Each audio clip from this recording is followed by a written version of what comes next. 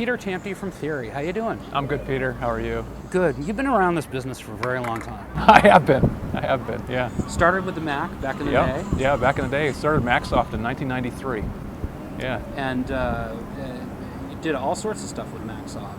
Yeah. Productivity software. Yeah, right, yep. And lots of games. And lots of games, yeah, both, yeah. Yeah, we built that quite well. We built it to the point where Macsoft actually was selling about 40% of all the Mac games in the US and Europe.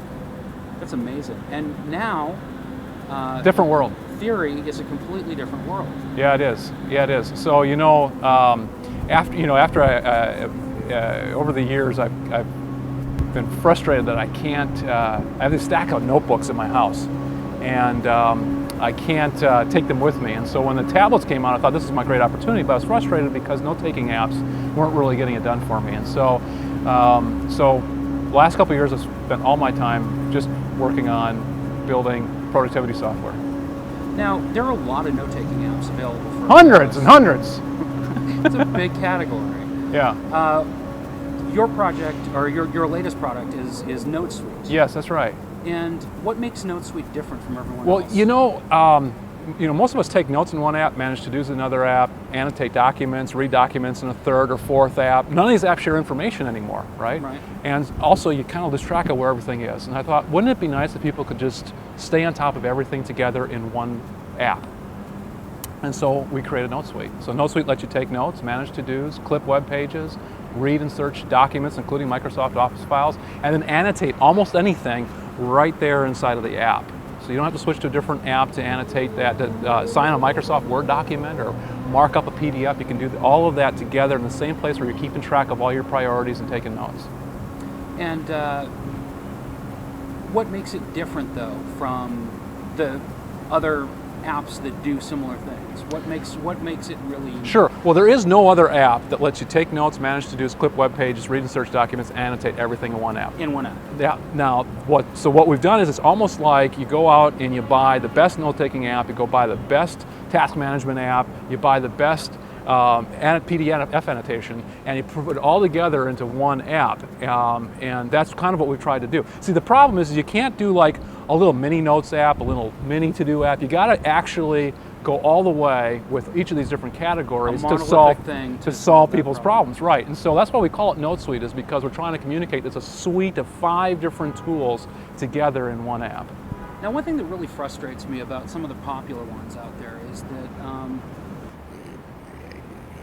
they keep you on the hook because you need to pay a subscription to be able to have access to all the information. Yeah. What did you guys do as far as that's concerned? You know, that's one of the reasons why we built NoteSuite, is because I hate that. I hate that more than almost anything. Because my problem with this, with the subscription thing, there's 2 or 3 problems with it. Number one is that I don't want to have to pay extra to access my notes offline. I want them. A third of the places I go, I don't have an internet connection, right? I'm inside of an office building, and I don't have access to Wi-Fi. There's no way do I get a cellular connection, right? And so I didn't want to have to pay extra to access my notes offline. I have to have those everywhere. And I want to know that 3 years from now or 4 years from now, if I want my notes back, I don't have to pay somebody to get those notes back. Yeah, it's free now, but the whole purpose of a subscription model is to lock you in. And I didn't want to be locked into somebody else's system.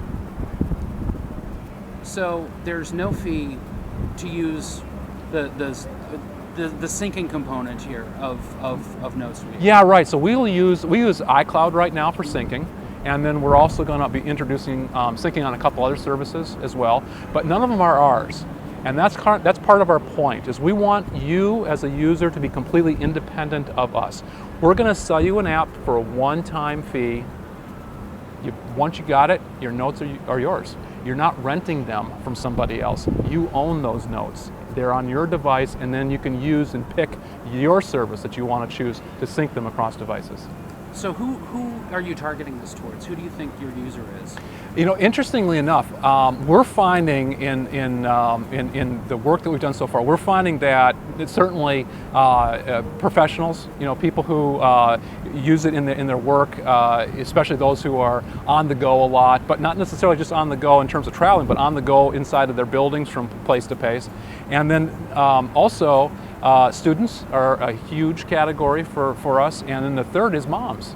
moms are always organizing things at home, and they have lots of lists and lots of things they're trying to keep track of. And so moms are actually our third category. But not dads. No. Dads are totally disorganized. We're both fathers. I can attest to this.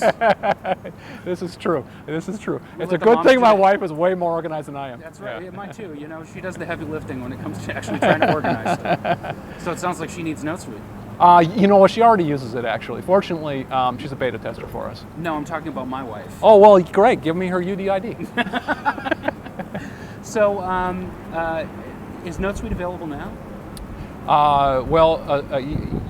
Depending on when this interview gets posted. When will NoteSuite be available? Our hope is that it's going to be available on June 27th, pending an approval by Apple. Okay. Yeah. And Theory has been around for a little bit now. Theory came on the scene last year with Projectbook. Yeah, right. What is the difference between Projectbook and NoteSuite? Yeah, well, Projectbook and NoteSuite are both note-taking apps. NoteSuite is a much, much more robust product than Projectbook was.